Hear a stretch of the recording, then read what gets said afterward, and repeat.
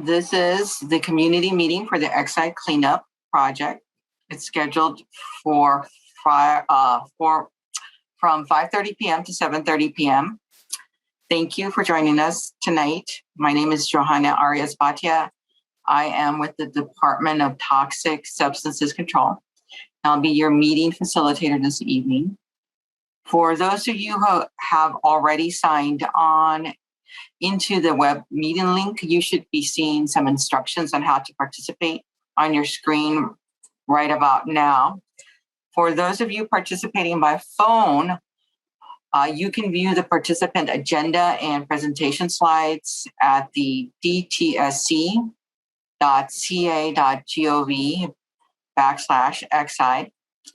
Slide 2, please. By participating in this meeting, you understand that this meeting is being recorded. You may be muted for background noise. During the questions and comments period, we will focus on answering questions related to today's presentations. We will do our best to listen and address all comments and questions so that everyone has the opportunity to participate. Thank you for your patience and understanding. Tonight's meeting is convened by the California Environmental Protection Agency's Department of Toxic Substances Control, or DTSC. The mission of DTSC is to protect California's people and the environment from harmful effects of toxic substances by restoring contaminated resources, enforcing hazardous waste laws, reducing hazardous waste generation, and encouraging the manufacture of chemically safer products. Next slide, please. The purpose of tonight's meeting is to share updates about the Exide Cleanup Project, invite feedback, and answer questions related to tonight's presentations. Again, meeting materials are available at www.dtsc.ca.gov/Exide. For members of the media, please get in touch with Barbara Zumwalt, DTSC's Public Information Officer, at barbara.zumwalt, ZUMWALT, at dtsc.ca.gov. You should see tonight's agenda on slide 6. Tonight's presentations will cover updates on the Exide Cleanup Project. We will have presentations on the budget, the residential cleanup, parkways, and the Exide facility. Next slide, please. To make sure everyone is aware of how to ask or a question or make a comment, when we get to that portion of the meeting, this slide gives an overview of the 3 ways.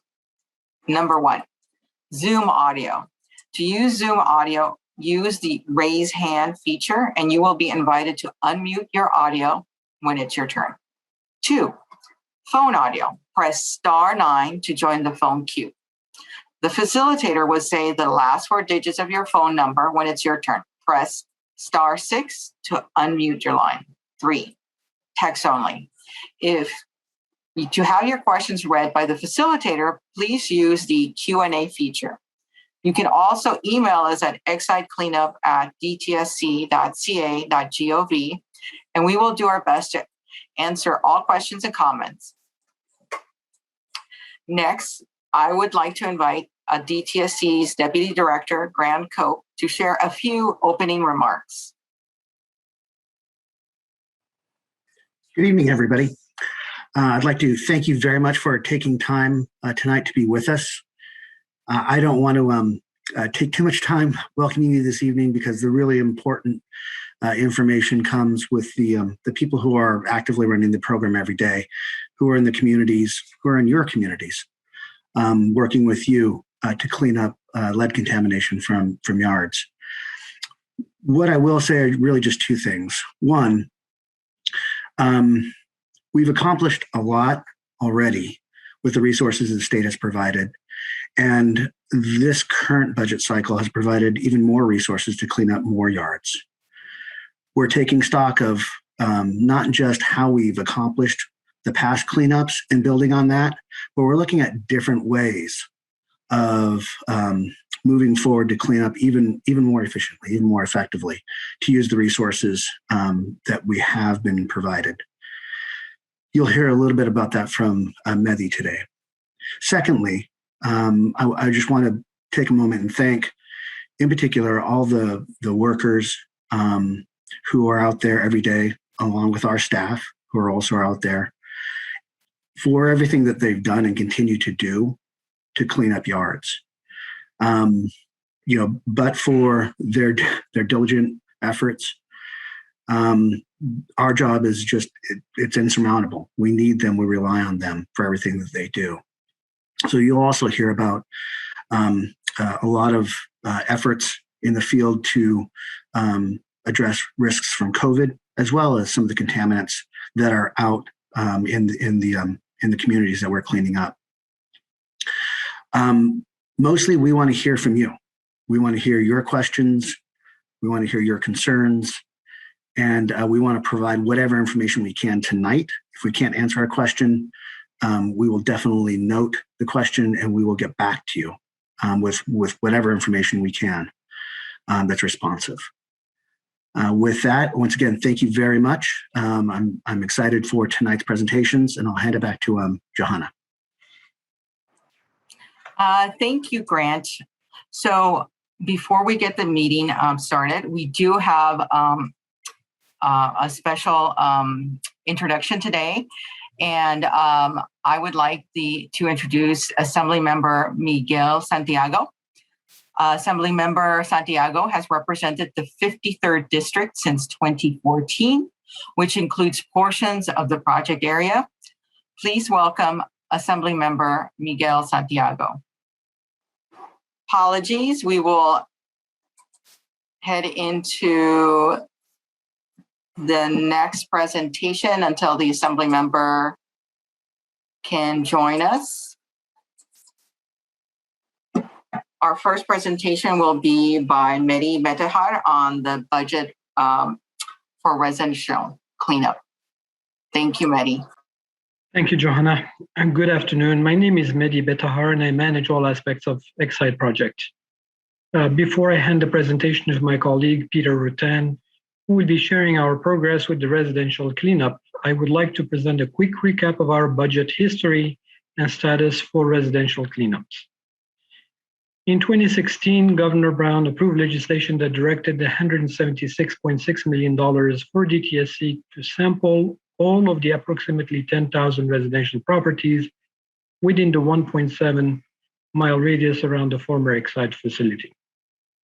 These funds were also for DTSC to clean up to 2,500 properties with the highest level of lead in soil and the greatest potential of exposure, and to develop a job training program, which is known as a DTSC Workforce for Environmental Restoration in Communities, commonly also referred to as the WORK program. In 2019, Governor Newsom added another $74.5 million through the Budget Act of 2019 for DTSC to clean up additional properties with the highest level of lead in soil and the greatest potential for exposure. In summary, by the end of June 2021, we had a total authorization of $251.1 million. Next slide, please.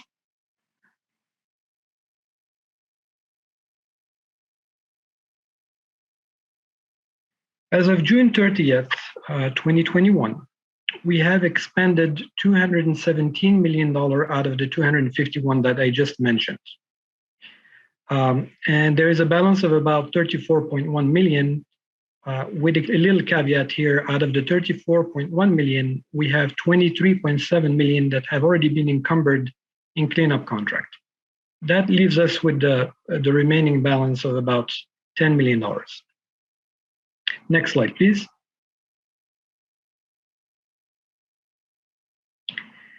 As this slide shows, 87 of the funds have been assigned to remove the contaminated soil and restore the properties. Another 8% of these funds have been used for sampling, and as you guys know, sampling is an essential part of this cleanup. Thus, we ended up having 95% of these funds either assigned or used for cleanup. In addition, we have 4% of the funds that have been assigned or used for project quality, the work program that I mentioned earlier, communication, etc., and 1% is used for IT support. Next slide, please.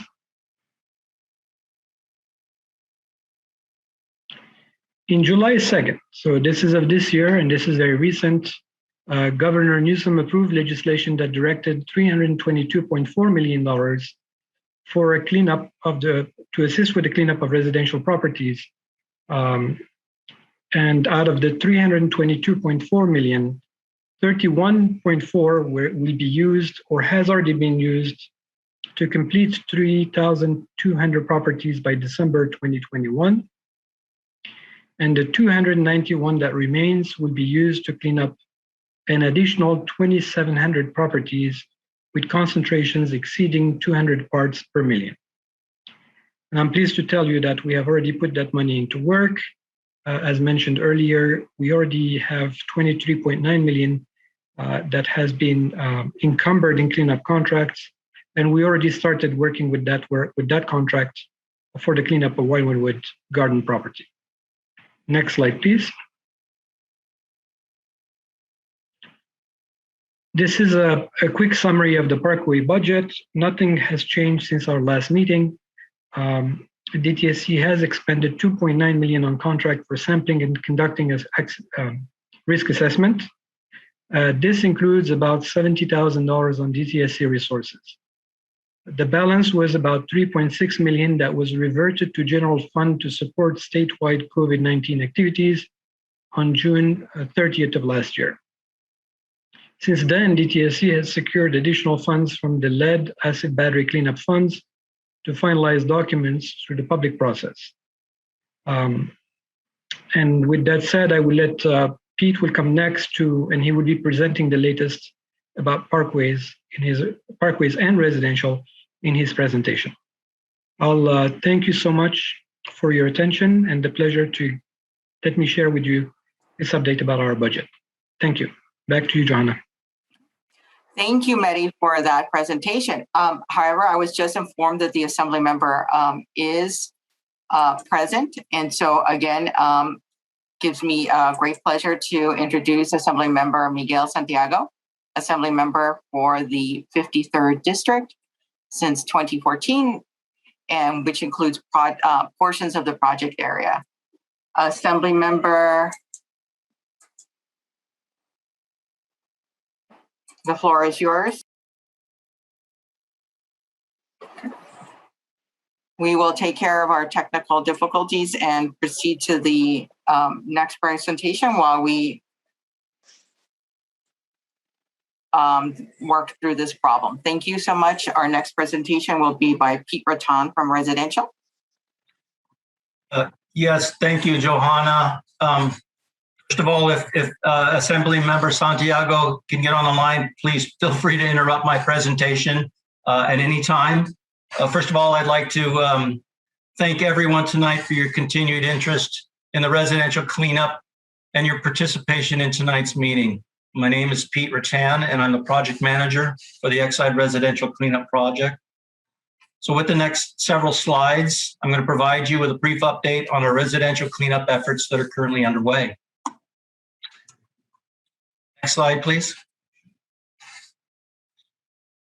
So both the residential cleanup and the parkways investigation that Mehdi mentioned earlier are taking place in an area known as the preliminary investigation area, or what we commonly refer to as the PIA as the acronym. This area includes 7 jurisdictions located with an approximate 1.7-mile radius around the former Exide facility. To the north and northeast includes the City of Commerce, the City of Los Angeles, and the unincorporated County of Los Angeles.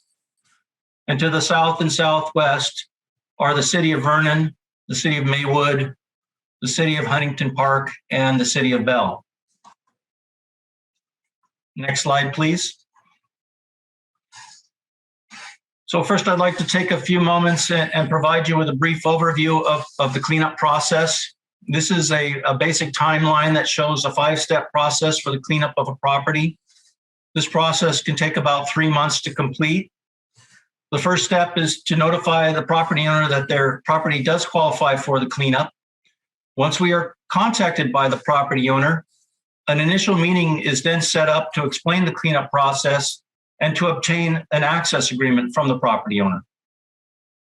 During this initial meeting, we explain not only the cleanup work, but we also explain the restoration options for the property, any relocation needs, both for the property owner and for the tenants. The interior cleaning, once the cleanup is complete, we offer an interior cleaning of the home.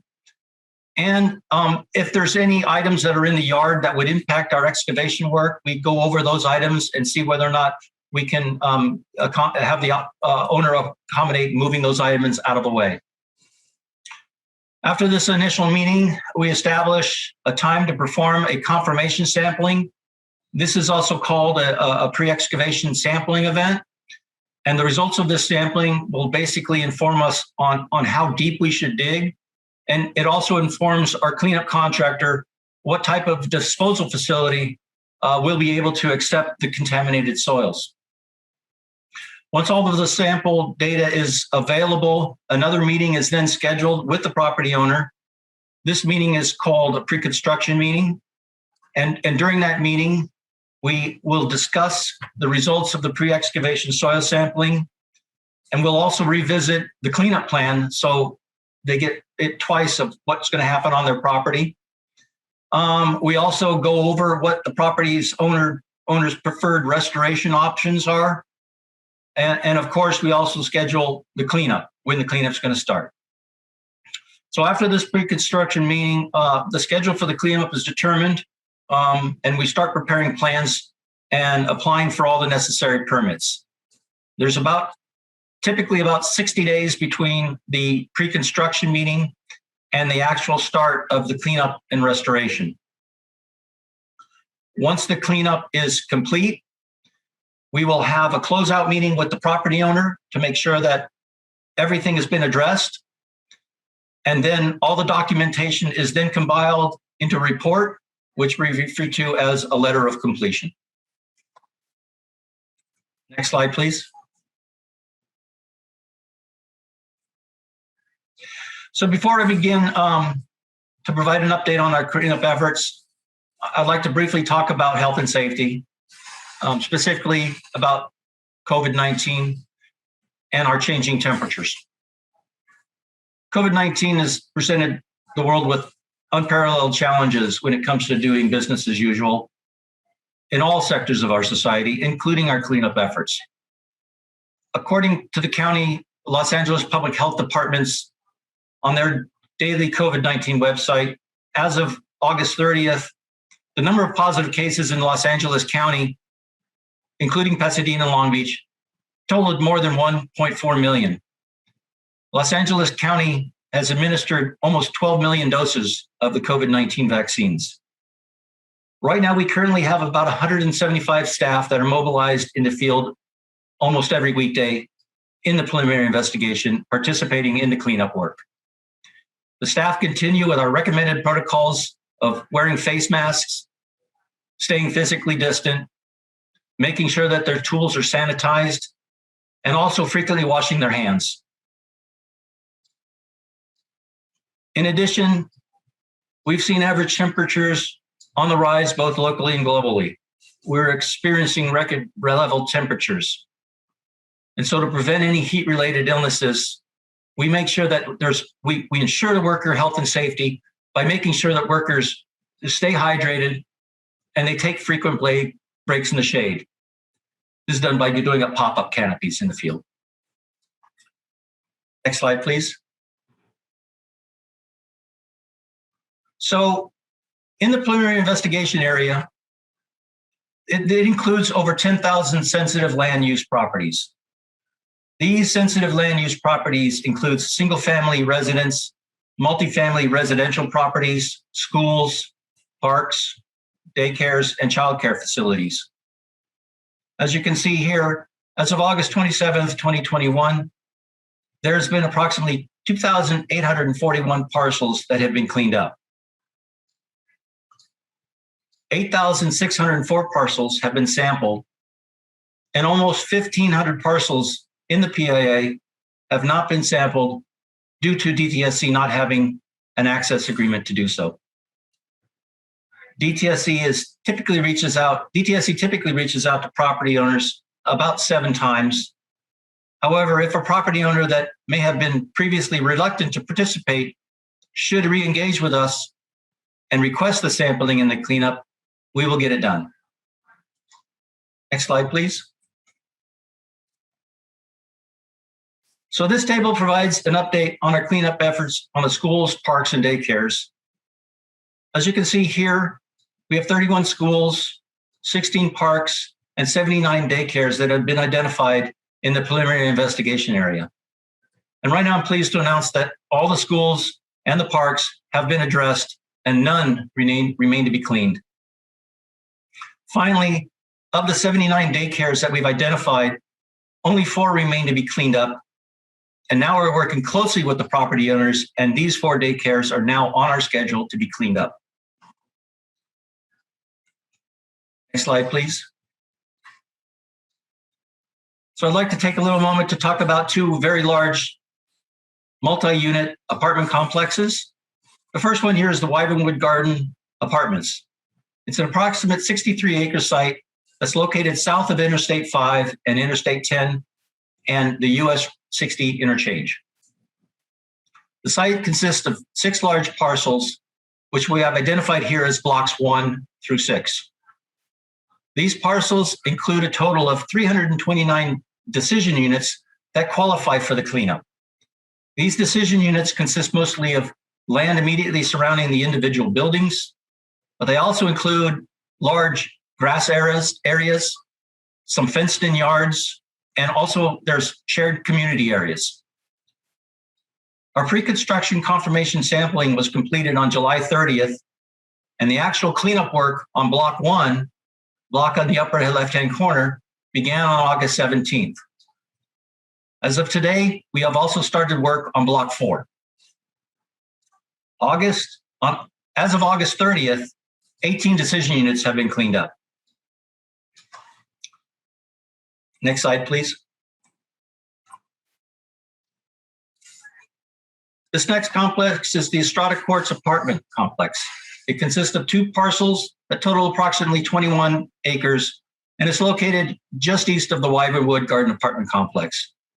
This site consists of 2 very large parcels, and this complex has been subdivided into 69 decision units that qualify for cleanup.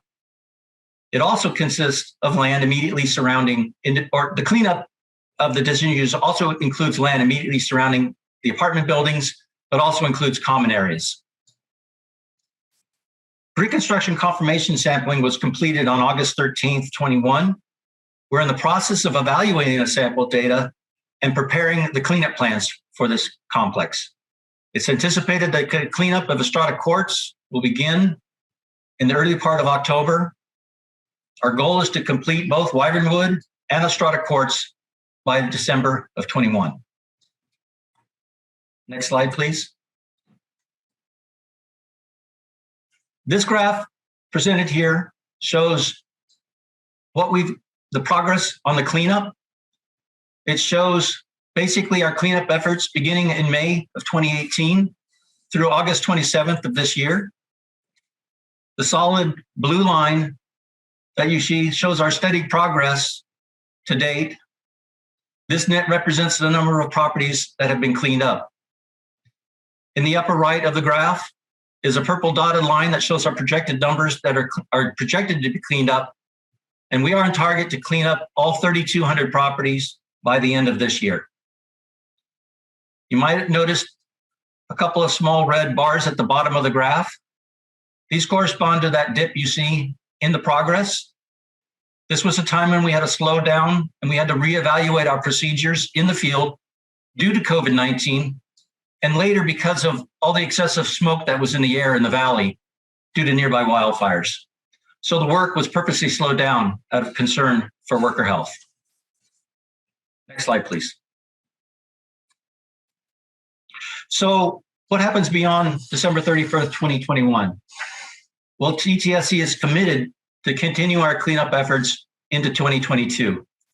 We're committed to addressing contaminated soils for those residential properties that qualify for the cleanup. Recently, we've sent notifications to about 2,000 property owners with lead concentrations over 200 parts per million in their soils. We wanted to let them know that their properties qualify for cleanup. Also, it's our desire to have all the properties in the PIA area sampled. There's about 1,500 properties that have not had an initial sampling event, and we are reaching out again to those property owners to gain access agreements to do that work. We've reached out to about 340 property owners that have had their properties sampled, but are reluctant to have their properties cleaned up. We have communicated with these property owners at least 7 times, and we will continue to reach out to those property owners. Next slide.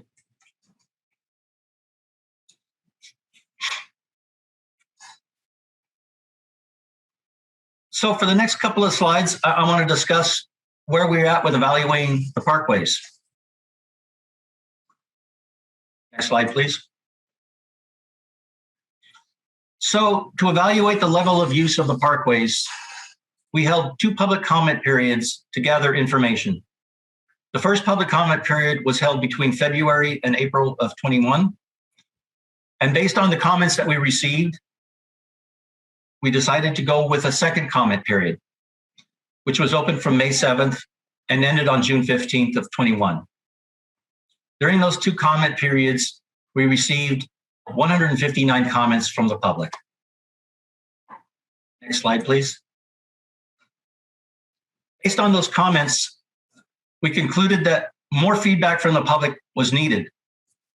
And so from May and through June of this year, we had mailed out over 21,000 survey forms to residents within the preliminary investigation area. And so far, out of the 21,000, we have only received about 600 survey responses. Right now, we're looking over those survey responses and the comments from the public comment period, and our immediate plan is to reach out to some of the survey respondents to verify the data that we've received in the survey. But in addition to that, we're also considering going out and doing some additional knocking on the doors to gather more survey information. We're looking to engage approximately 400 more responses. Once complete, we'll take the public comments and the survey information, and we'll prepare a response to comments document and make that document publicly available. Next slide, please. This concludes my presentation. If you'd like more information, you can contact our public participation specialist, Ms. Thelmy Perez, or myself at the addresses and phone numbers shown here. You can also get a lot of information on the residential cleanup project on DTSC's website, https://dtsc.ca.gov/exide-home/. And I did this on Google. If you just type in DTSC Exide, the first thing that comes up will take you right to this website. Finally, thank you all for allowing me the pleasure of your time. Johanna? Thank you, Pete, for that presentation. And we will be going to the question and comments portion of the meeting agenda. I did want to say that if you could please raise your hand, you can ask your question. Then we will proceed to any telephone questions and then the written Q&A. So the first hand raised is from Armando. Would you please unmute yourself? Yeah, it's unmuted. Thank you. Can everyone hear me okay? Yes, we can. Okay, yeah. So I'm one of the participants that participated obviously in this cleanup. and I'm a homeowner. So, you guys did a great job in cleaning up just cleaning up my property. Originally, obviously, it was fully landscaped and fully hardscaped, but obviously, one of your reps called and said that obviously the land was contaminated. That this would be a free service from your company. So everything has been done completely except the curbside. But just last week, I received a lawsuit from the company that's in place here, from Exide. Exide is suing me for this, to pay for this cleanup. So they're suing all the homeowners that you guys have cleaned up in my particular area.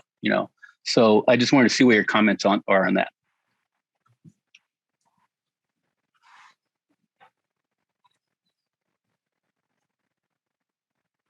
Yeah, hello. This is Grant Cope. First of all, thank you very much for raising this issue. We are aware of what NL Industries. I'm repeating their name. Their name is based on what they do. It's National Lead Industries. Okay. Is doing. So first of all, I want to definitely say I apologize for the inconvenience this is causing you. This is an old tactic by polluters to point the finger at anybody else than themselves for the Sure. contamination. The court system that we have doesn't allow us to prohibit, doesn't allow really anybody to prohibit naming somebody else as a defendant. But there's a long way between being named as a defendant and any type of liability attaching. Our understanding is, and we're collecting information on this, our understanding is they've identified government agencies, corporations, and some individuals associated with companies that are landowners, essentially, in the area that's been cleaned up. We do, first of all, we completely oppose National Lead Industries taking this approach. It's really craven. We do recommend, just given that the reality in the courts is that they can drag in anybody that they want to point the finger, that whoever has received a letter, contact attorneys for legal representation and respond in a timely manner, because courts are tricky things, right? We don't want Sure. anybody missing a deadline that the court has established. I do want to let you know, and everybody know, that we will do everything we can to stop National Lead Industries' efforts to shift the blame onto people in the community, onto local government agencies. We sued National Lead Industries. They're the responsible party. Right. And the other thing that I would say is, and we can obviously take your contact information here, but for you or anybody else that does receive basically a letter, service from National Lead Industries, to call our hotline, because as part of our effort to provide whatever assistance we can, we are trying to collect as much information as possible so that we can use that in our efforts to oppose National Lead Industries' activities. Understood. So at this point, I did contact my attorney, and obviously he wants a retainer. I know I have to respond within a specific time period, but at this point, my attorney's wanting $5,000 for a retainer. So if you want to leave me your contact information, your hotline, I'd be more than happy to, talk to you one-on-one. Yeah. Johanna, if you can give them the hotline after we're done, absolutely, do contact us. We are trying to work with other entities to see what resources are available. We can certainly provide you with any information that we have. As you know, this just recently happened, so we've been working on it pretty much nonstop since we found out about it. But yeah, if you would call up the hotline, we can definitely contact you, provide you with that information we have, and to let you know about when we make decisions, what we can do to help prevent this. The other thing that I'd like to emphasize too is at least our understanding is right now, once again, is that they've, National Lead Industries has tried to drag in local governments, local government agencies, companies, and some of those companies have individuals, associated with them, obviously, who are landowners, property owners in the area that's going to be cleaned up. So right now, that's the scope of at least the problem that Lead Industries is creating that we know of. National Lead Industries is creating, but as we know more and as we learn more, we were talking, just today with our counsel on the litigation against the responsible parties. We will provide any and all information that we can.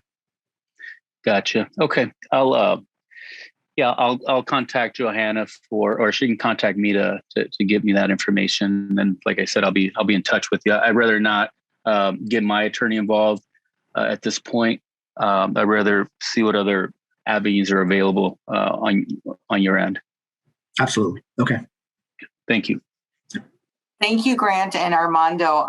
And just so everyone knows, our hotline number is 844-225-3887.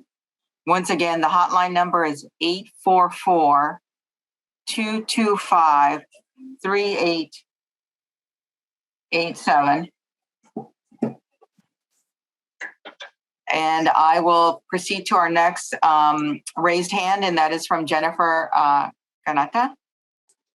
Yeah, so it's actually following up from, I think, what Armando just shared, and I was asking in the last session, but I guess I didn't articulate it enough.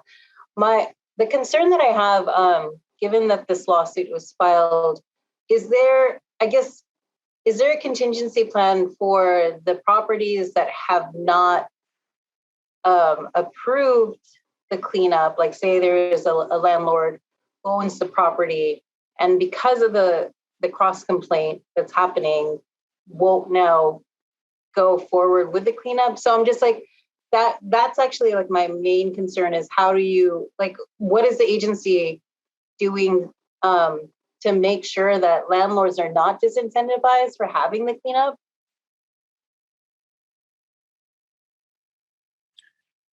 Yeah, that's a great question.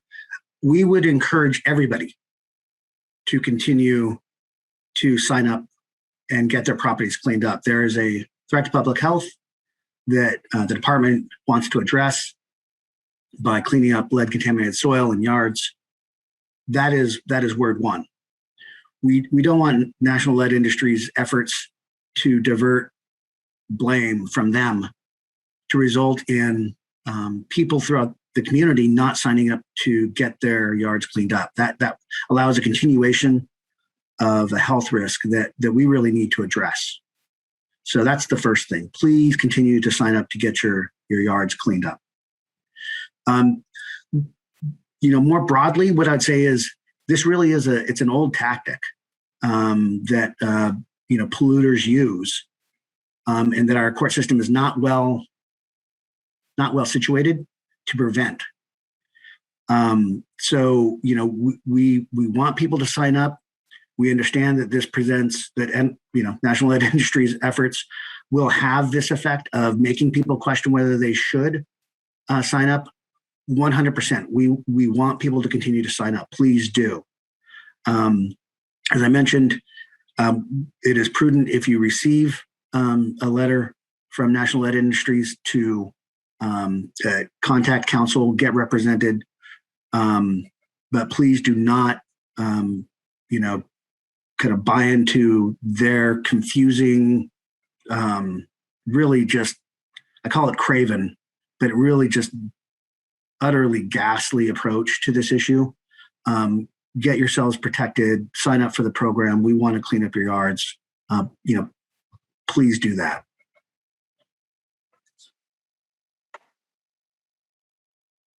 Thank you, Jennifer and Grant, for that question and response. Our next person to ask a question is Janelle. Please unmute yourself.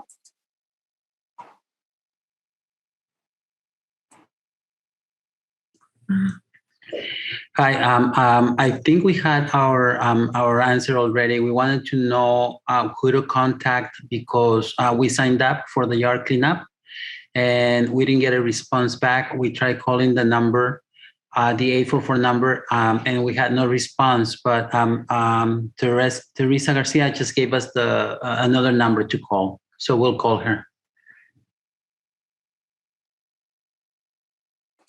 Thank you. I'm so glad that you were able to get in contact with Teresa. I will then go to our next caller, is Jacob Reyes. Please unmute yourself and ask your question. Hello, hi. Can you hear me? Yes, we can hear you. Thank you, Jacob. Hi, Jacob Reyes. So my question was, can anyone provide feedback on the future for walkways and parkways? And second question would be, what are the contractors doing to ensure we don't disturb the walkways?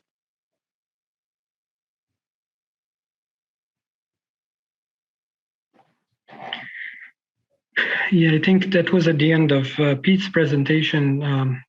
Thank you for the question, Jacob. For the parkways, we are at the point right now where we're trying to get more surveys. As you could see in the presentation that Pete has just wrapped up, there are about 20,000 surveys that we have sent. We need to understand how these parkways are being used. Out of the 21,000, about 600 responses were collected. So the number is very low. We want to have a number that's a little bit more representative. So as soon as we have the surveys, I think our next task is to answer the comments that we received, about 148, I believe, comments that were received. We are preparing the responses, and also we can finalize our health risk assessment moving forward. So that's the objective for the parkway. That's where we are. In the coming months, that's what we will be seeing unfolding. Does that answer the question? Yes, it does. It just seems kind of odd, 21,000 and if only 600 have responded, but okay. Yeah, it is very disappointing. I agree with you, Jacob. It's for us, it's a little bit disappointing because that's a lot of work that we have put behind and very few people have responded. Thank you, Mehdi, and thank you, Jacob, for that question and answer. Our next person to ask a question is Mark Friedman.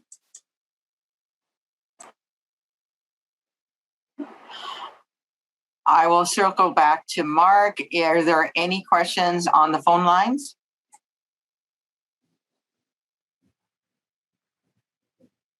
Hearing no questions, I do see that we do have a question from Steph. Please unmute yourself and ask your question. Hello, yes, my name is Stephanie Dillard. I've been working with this whole project for the past 5 years as a sampler, as a canvasser, as a monitor, as a labor operator and office. And I just want to know, because I had recently been retaliated with employees not properly being trained, because I'm over here always having to tell them to use the protocols, which I'm guessing they're not aware of. And my whole question is, what are you guys going to do about the workers, the company workers not being properly trained, and with retaliation coming towards the community workers? Because a lot of that has been happening with a lot of community workers. And the companies, I guess they're feeling like they could do that, like I'm just more worried about the mental health of the community workers with all the hazing going on from core company employees.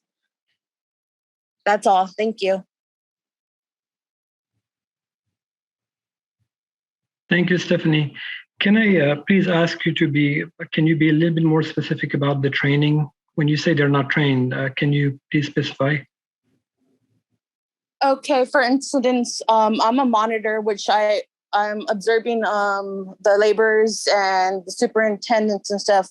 So which we had a superintendent come onto a property which was not wearing none of the proper PPE.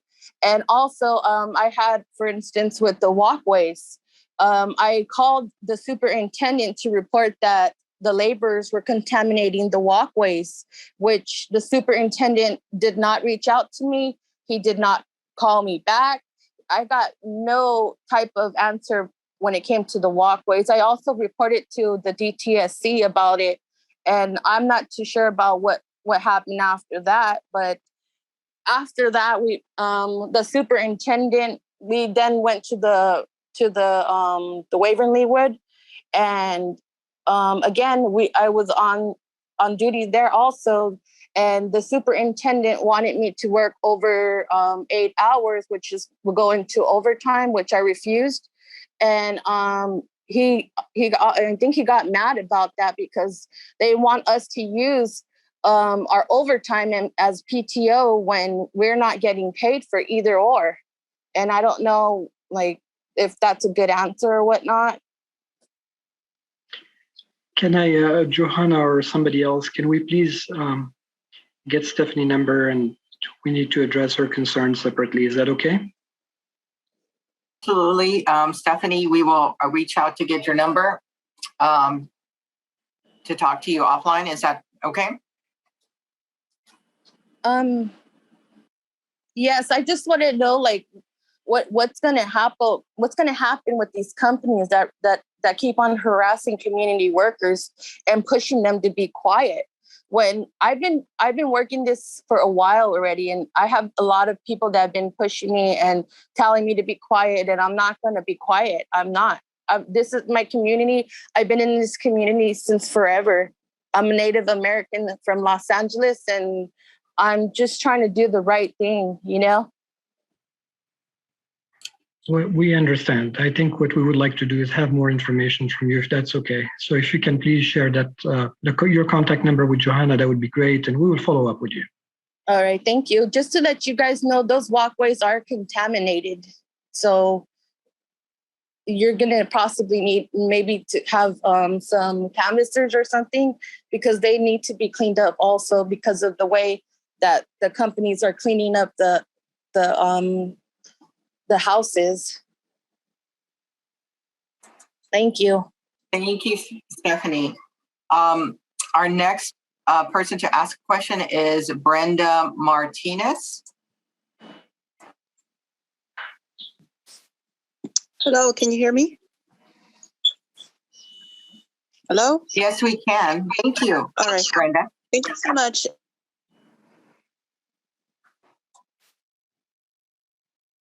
Brenda, did you have a question? Brenda, you need to unmute yourself. Yes. All right, I'm so sorry. I thought I had done it. So my name is Brenda Martinez, and I am the chair of the Transportation and Environmental Committee with the Neighborhood Council in Boyle Heights. And I would like to have the DTSC come to our neighborhood council and make a presentation. I honestly never received, I'm in the area, and I've never received any of the papers that you said that when sent out. Neither any of my neighbors. I'm really involved in my community, and I have not heard of anybody mentioning that. So we can definitely support the TSC in that aspect of community outreach. But I walk in late to the presentation, so I was wondering if you can please explain to me or give more information about the testing in the parks, because I've had a lot of community reaching out to me with regards to Hollenbeck Park. And so they want to know if that park area has been tested or should be tested And if so, how do we proceed? Thank you so much. Thank you, Brenda.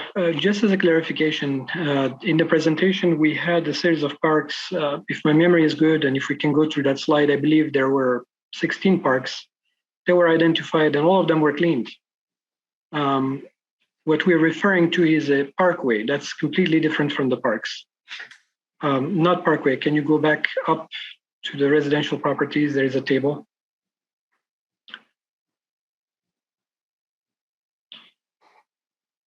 Go. You passed it. So the bottom line is we have 16 parks on that table that just passed. And the 16 parks were all identified and they were all cleaned up. And right now we have 0 parks to clean up. Everything that we had on record has been cleaned. This is a table. Does that help, Brenda? So I'm sorry. So you're saying that, so the list, where can I find the list? How do I know that Hollenbeck Park is one of the parks tested? We can share the detail with you of the parks if you wish. At least the names of the parks, because they're concerned about one specific park, right? Well, right now, yes, one specific park, but definitely knowing the rest of the parks that have been tested and being able to share that with the community will be great. Got it. If you can leave, please, your contact information with Johanna or somebody, that would be good. Thank you so much, Mehdi and Brenda. And in the chat, we did put the interactive map. You can take a look as well. But we will be reaching out to you, Brenda. Thank you. Our next question will be coming from Rocio Maya.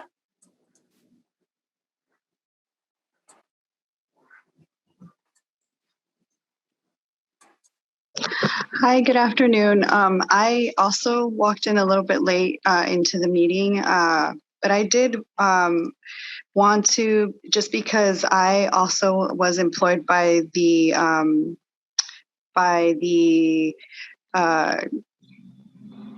contractor that is taking care of the site, and I had an issue that I raised as well with the DTSC, and I have not heard of the resolution to the issue. So I was also wondering if I could have someone call me back directly in regards to that, or who I can contact regarding the issue that I raised with the DTSC a few months ago, that there was a whole investigation done as a result of it. Thank you. Thank you. And I'm assuming you'll be sharing your information with the team, right? With Johanna. How do I share my information? Is there somebody who can help? Yes, Teresa, who's managing the chat, will reach out to you. And there's the 800 number you can call, and you can ask them to transfer you to me directly. My name is Johanna, and I am the supervisor for the public engagement department here on the cleanup. Okay, nice to meet you. So what is the 800 number?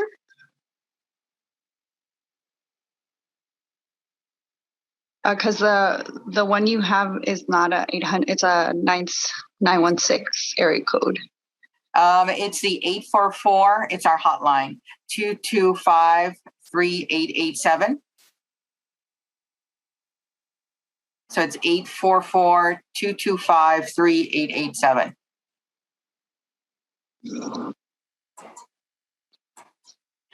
And we do have, I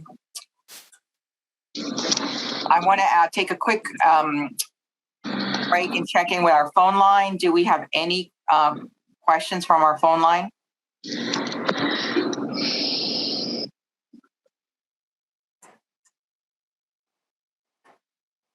All right, we do have some questions in the Q&A section, so I will read this. I have a question from Mark Friedman, and his question is there enough money for the cleanup of new properties?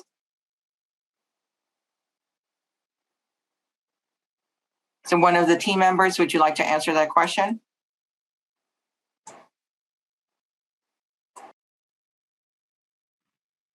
I will defer actually to Grant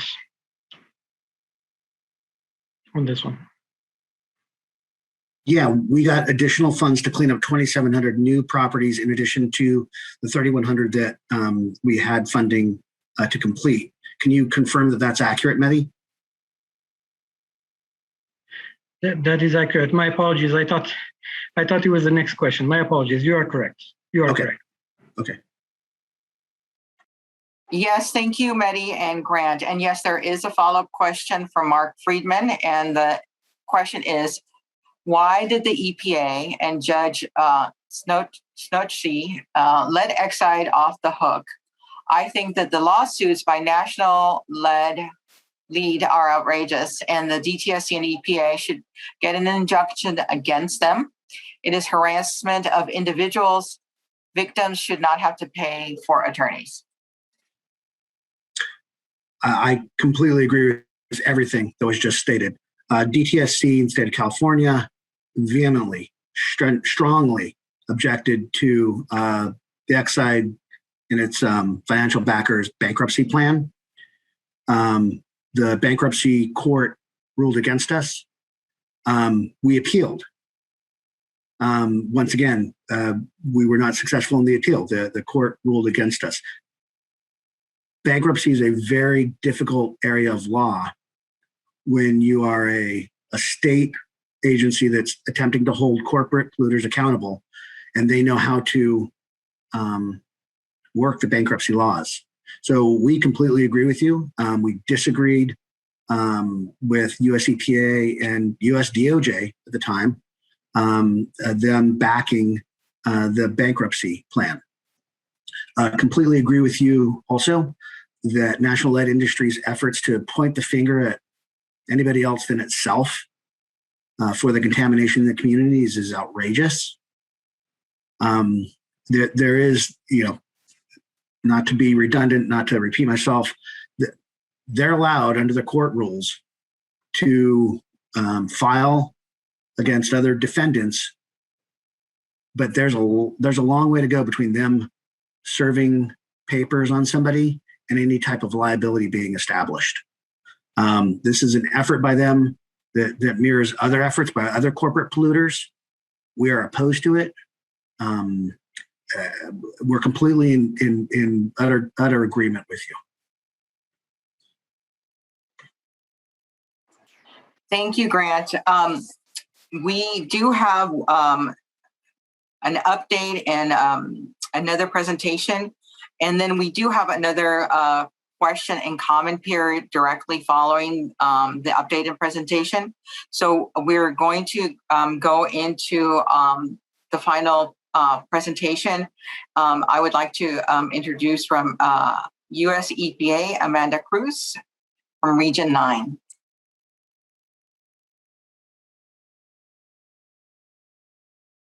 Good evening. Thank you so much for your time tonight. I am Amanda Cruz, and I am the US EPA's project manager for the facility work that is being done. I acknowledge that this has been a lot of information tonight, and I do thank you for bearing with us. EPA, as a way to communicate with everyone who is interested in this project, has set up a website as a means by which we can communicate just our weekly progress and also any important information. If we can go to the next slide, we can show you, this is a screenshot of our website. We do update every Tuesday. You can access all the archived information, including things such as the shutdown information that occurred when we had some of the lead issues that we were looking at. And this will give you a lot more detailed information so you can review it at your leisure and also weekly. And as always, my contact information and Roberto, the trustee's contact information is on there. So if you have any follow-up questions or concerns from the presentations tonight, you can access them. Both English and Spanish are available, and you can find our presentation tonight there also. So I'd like to move forward with Roberto's technical presentation on the trust work. And again, thank you for your time tonight.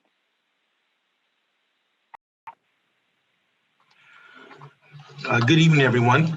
Thank you very much for participating in our public meeting today. The purpose of my presentation is to provide you a status of the progress of the facility cleanup that is currently being performed by the Vernon Environmental Response Trust, or VERT. Next slide, please. So what we're going to talk about today is, one, where we are on our scope of activities, what we've been able to accomplish so far. I want to talk about the ambient air monitoring of the facility and give a report on those, on that information and data, and then talk about what work remains to be done under the VERT's approved scope and budget. Next slide, please. So this past March, we completed the decontamination and deconstruction of segment 2. We had divided the major industrial processes and buildings at the site into 3 segments, 1, 2, and 3. Segment 1 was completed by Exide before they left the site and went bankrupt and left the site. When we took over last October, we had a segment 2 about halfway done. We went in and completed the decontamination and deconstruction of the smelter building, which is what was under the segment 2, a full enclosure unit, or FEU. So in March, we completed that building completely, was demolished or deconstructed and down. And what you see in the picture is just the full enclosure unit still standing. At this point, we began our transition from segment 2 to segment 3, which is the bag house building. Next slide, please. In May, so here you can see that we had taken all the sheeting and wrapping off of the segment 2 FEU. What you see there are the scaffolding that held up the sides and the roof trusses that span over the large open area inside. You can see in the picture that the smelter building is gone. And at this stage of the work, we were dismantling the scaffolding and roof trusses so that we could re-erect them around segment 3. We were also preparing segment 3 for the decontamination and deconstruction work that needed to occur. At this point in the project, we did encounter an issue with one of our perimeter air monitoring stations. We experienced elevated lead concentrations in that one station. As Amanda pointed out, we did stop work briefly to get a handle on the situation, enhance our dust control measures, and then we did get that situation back under control, and we are now experiencing some very good lead monitoring results. In a couple of slides, I will give you more details and show you the lead data. Next slide, please. And this picture is from June. As you can see, the FEU has been completely dismantled. You can see on the picture that the scaffolding is being erected around the segment 3 building. At this point, we were doing some preliminary decontamination work inside the building. We were preparing to remove the 6 stacks that you see poking out of the roof of the building. And as I said, completing the erection of the FEU. Okay, next slide, please. This graph shows the daily ambient air monitoring for lead. It's a 30-day rolling average, which is consistent with our permit under AQMD. As you can see, in the May to early June timeframe, we did experience elevated lead concentrations in one monitor. We did stop work a couple times to make sure that we had the situation back under control.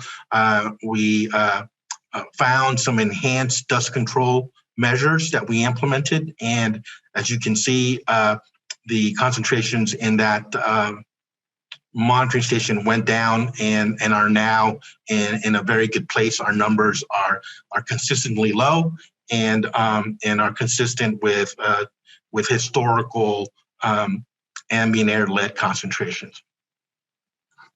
Next slide, please. We also monitor ambient air for arsenic. We did not experience an issue with arsenic during the period that we had that one station have elevated lead concentrations. We did not experience the same thing with the arsenic. So that continues to be under the permit limit and consistent and relatively low. Next slide, please. And this picture shows some of the enhanced dust suppression measures we took. The pictures show the FEU or the remnants of the FEU scaffolding for segment 2.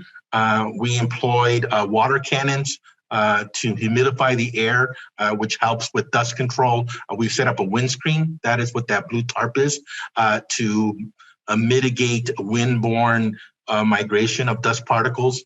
And lastly, we installed a perimeter misting system, again, to humidify the air, to knock down dust particles that may be trying to leave the site. In implementing these measures, we were successful in reducing the lead concentrations in the one monitor that was giving us issues. And we continue to use these measures as we continue the work at the site. And for the last couple of months, we've had consistently low lead concentrations measured in all of our perimeter monitoring stations. Next slide, please. Oh, it's also, I'm sorry, if you could go back, I'm very sorry. I do want to also let you know that as we were evaluating and solving the issue, we worked very closely with our agency partners to identify what the issue was and come up with the proper response. Also, it's important to note that when we did have the work stoppages, that was the VERT's decision. We stopped ourselves. We just wanted to make sure that we were able to get a handle on this, and we did stop ourselves a couple of times to make sure that we got a handle on this.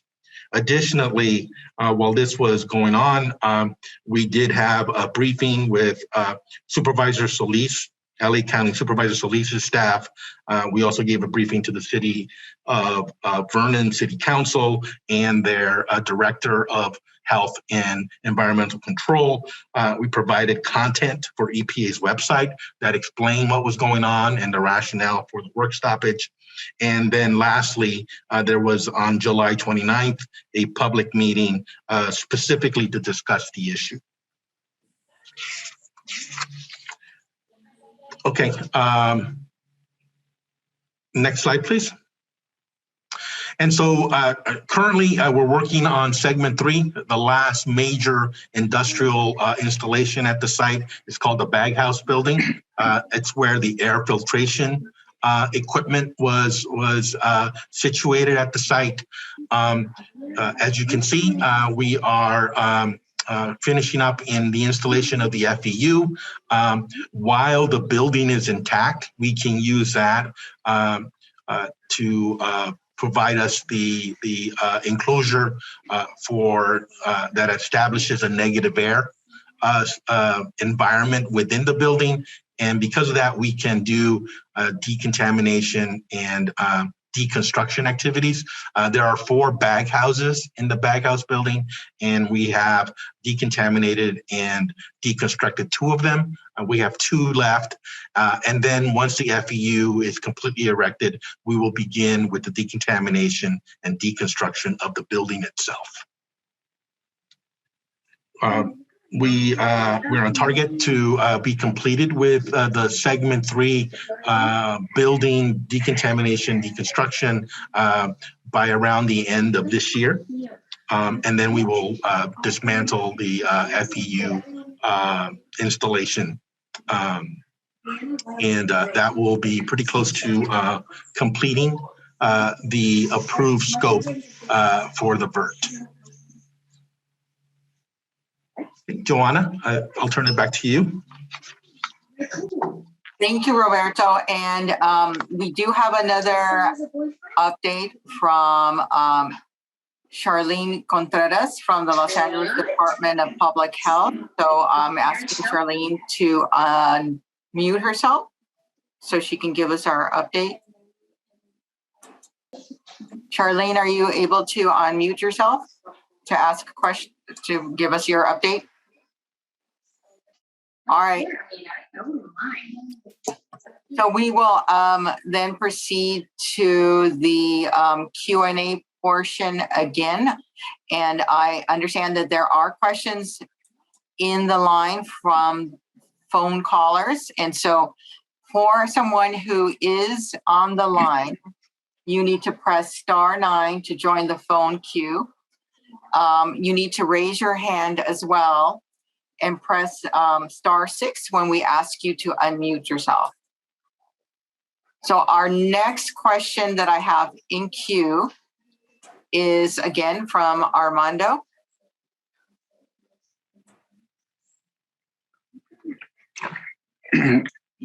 Hi, it's me again. I'm the one that first spoke at the beginning of the your webinar. I've been in contact with my attorney.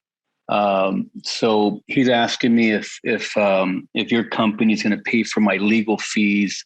He doesn't want to wait, to get, it sounds like, he just wants to get to the point and move forward and respond to the complaint. So at this point, I want to see if you're going to pay for for my legal fees at this point. That's my question. Hey, Armando, this is Grant.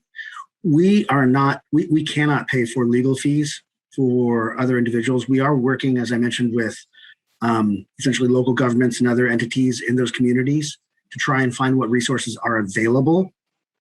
Once again, we would encourage people, because they've been served, to reach out, talk to an attorney, not miss any deadlines. As I said, our legal system allows people to sue others, even if it's a polluter like National Lead Industries. It does allow them to sue others, but there's a long way between being called a defendant and any type of liability. We are working to try and get whatever resources are available for people, for companies that have been served in those communities. And I think the hotline number is the one that I didn't give it, but Johanna gave it earlier. We're trying to collect information that we can on entities who have been served, so that we can use that when we have those resources to reach back out and provide that information. But we're not authorized to provide legal services for anybody else. The money that we get is appropriated from the state government for the cleanup of contamination. Yeah, I understand that. From the beginning, obviously, I was, under the impression that, or not under the impression, I have a contract from your company stating that I will not be liable for anything having to do with the cleanup. So, at this point, I'm wasting my time. That I could be spending with my family at this point. And it's just something that I would like to see if I can get some kind of support. Grant, can I have your phone number directly? I understand I have a hotline number, but I don't feel confident in hotline numbers. Yeah, tell you what, even better. Here's my email address: Grant, GRANT. Let me write that down. Okay. Sorry, Grant. .cope, COPE. Give me 1 second. I'm writing it on my phone. COPE. Yeah. Mm-hmm. At DTSC. At ETSC. Okay. Yeah. .ca.gov.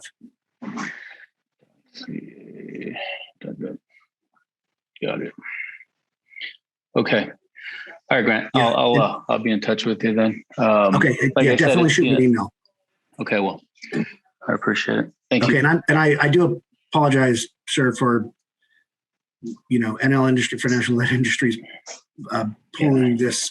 It's despicable what they're doing. And we want to provide whatever we can to assist. Like I said, we're working with local governments. We're working with some of the local companies. We want to provide whatever assistance we can to you and to others. I appreciate that. Just like I said, I signed up for this after my property was fully landscaped. And just because, it would be something that was already on record. So if I ever decide to sell this property, if I don't do the cleanup, obviously I have to disclose it to the next buyer. That's the only reason I did it, so. Yeah. And I want to highlight National Lead Industries is not just suing people. It's not just suing companies and local governments, et cetera, that have property in the area that has been cleaned up. They're suing people who haven't been cleaned up as well as those who have.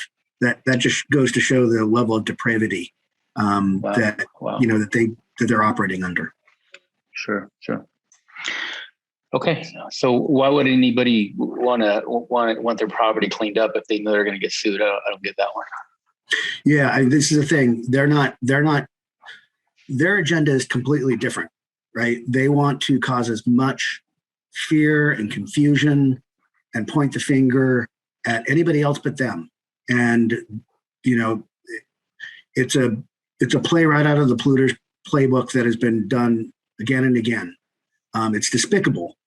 What I can say is once we learned about it, we started reaching out, in particular to local governments, but to others too. And we started working internally to see what options are available to us to assist. So please do shoot me an email. I will make certain that I get back to you as quickly as possible. I'll check in with you, period. But, the most important thing we can do is provide you with information and resources. Got it. Okay, Grant. I'll probably just have my attorney email you. So okay. All right. Great. I appreciate it. Thank you. Thank you, Grant and Armando. And I am going to read the phone audio instructions to ask a question one more time.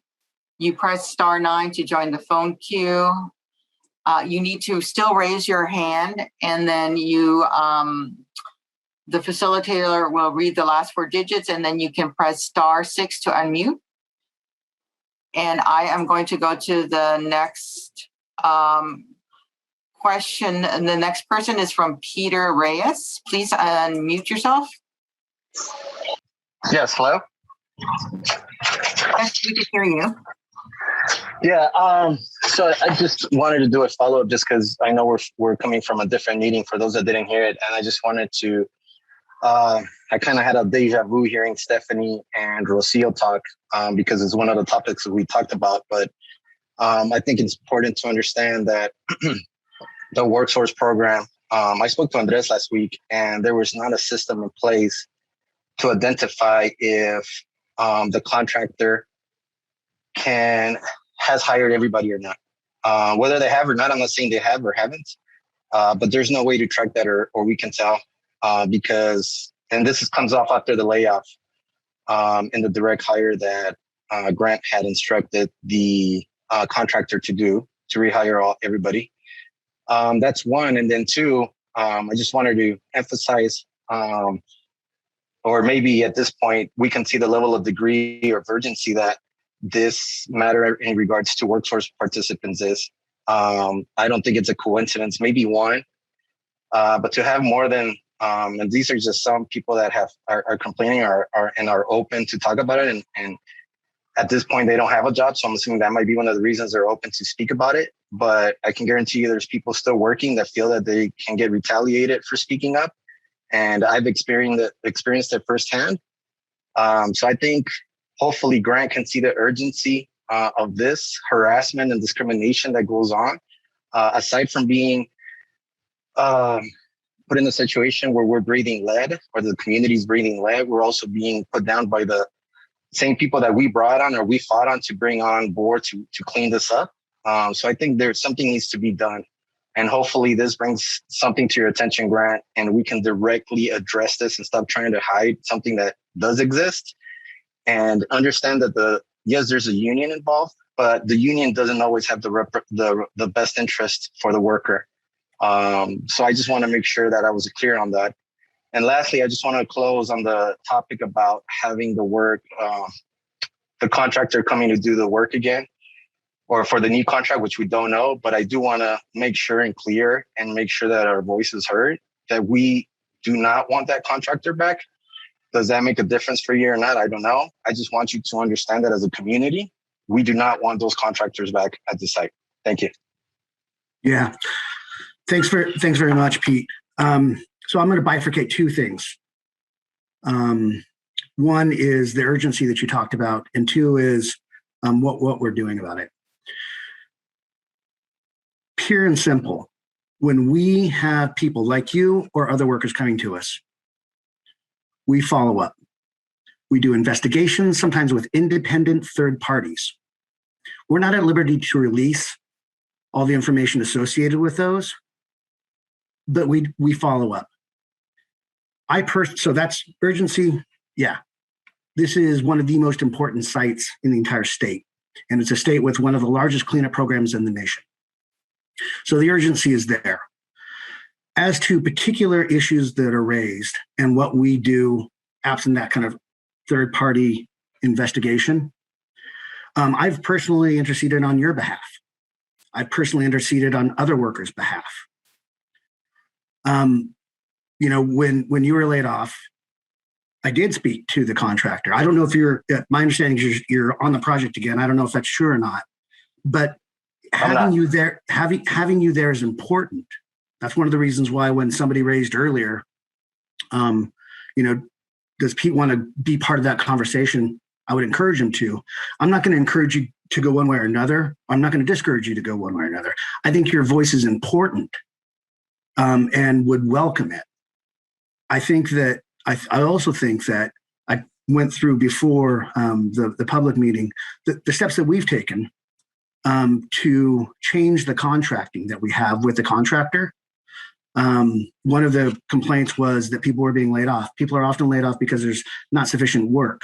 During the pandemic, people didn't want their properties cleaned. So we did the best we could with the resources we had. Nonetheless, we've included additional notice requirements in the contracts with the contractor so that we can help intercede once again on both programmatically to see if we can somehow get more properties in the queue, but also specifically where there are problems that we can solve, we want to help solve them. In terms of, going forward with the contractor, I hope you heard me, but I'll say it now so that everybody, I hope you heard me earlier, but I'll say it now so that everybody on this, meeting can hear it as well. I do want to have the conversation with Mark, with the unions, with the contractors. You, if you want, it's up to you. I've already told you how I feel about that, but I'm not going to say, don't go or go. I think your voice is valuable. You're extremely articulate and you can really present well the issues that you believe are important. From my perspective, having that conversation is key because while you guys did not you, but while Mark and Andres put together a fantastic presentation for staff on the cleanup site and for the contractors, DTSC folk were there. Sometimes, sitting across the table, sitting in the same meeting with people, having one-on-one conversations about specific instances,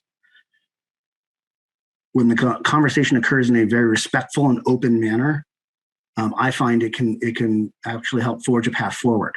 So once again, completely open to you participating however, but I don't want to leave you or anybody else in this meeting with any doubt regarding our desire to take every issue that's raised seriously and to, where necessary, bring in third parties that are independent from DTSC to investigate, which we have done, and to follow up directly, which I have done on your behalf and others, with the contractors. Yes, I want to just end with this because I'm sure there's other people with questions, but I do want to see, and you can answer it. But one is, how well did that go in regards to asking the contractor to give you a 2-week notice on the last layoff that you you openly admitted that you weren't even aware of, that there was a layoff.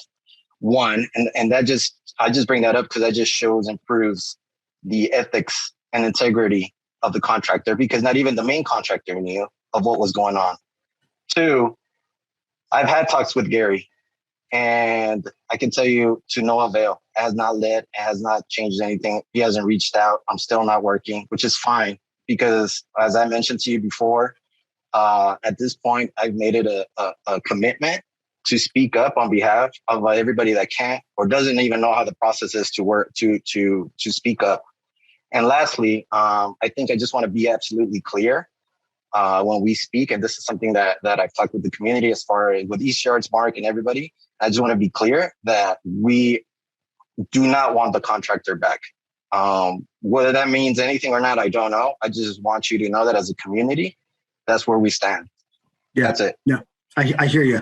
In terms of the first instance, and I apologize if I misspoke, in the latest contract, the one that we just did, we required a 2-week notice. Prior to that, there was no requirement. That's for two reasons. One is generally when a worker is laid off from this project, they go back to the union hall and they're allowed to find other work at other projects. So that that's part of the cycle that unions have. That's why they dispatch people from the hall. In this case, because there were several complaints from you, but also from other workers, and kind of importantly for us, the notice provides an opportunity to really try and intercede at an earlier stage. So I don't want to lead people astray. There's no contract requirement that's been there since the beginning of time with this project for a 2-week notice. That's something that we did in response to the past complaints. I apologize for your conversations with Gary not going well. I can't really speak to that. I wasn't part of them. I can only say, what I said in the past regarding my reaching out. And I hear you. I hear you about your concern regarding the contractor's treatment of you and of other workers on the project, which from your perspective leads you to believe that they should not be part of the cleanup. I hear you.